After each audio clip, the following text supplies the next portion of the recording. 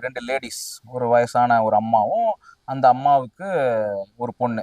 அந்த பொண்ணு பேர் வந்து நிக்கிதா.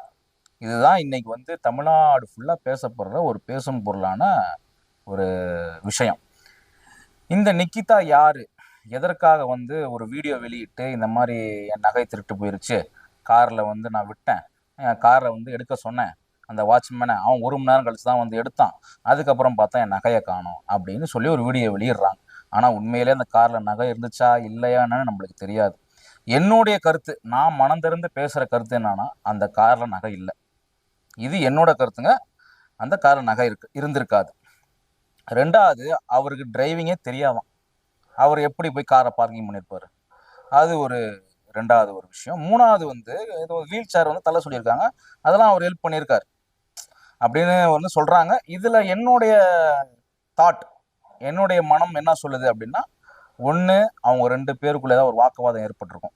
அந்த வாக்குவாதத்துல இந்த அம்மா வந்து அந்த அஜித்ன்ற பையன வந்து, "ஏய் நீ யாரு? பெரிய இவனா? ஒரு ஆஃப்டர் ஆல் நீ வந்து ஒரு வாட்ச்மேனு, நீ என்னையே எதிர்த்து பேசுறியா?" அப்படின்னு ஏதாவது ஒரு சண்டை நடந்திருக்கும். அந்த சண்டை நடந்ததால தான் இந்த அம்மா வந்து என் நகைய திருட்டு போயிருச்சு. நான் ஸ்கேன் சென்டருக்கு போனேன், வந்தேன், கிந்தேன்னு சொல்லிட்டு பல கதைகள விட்டு போலீஸ் கிட்ட புகார் குடுத்துருக்கு.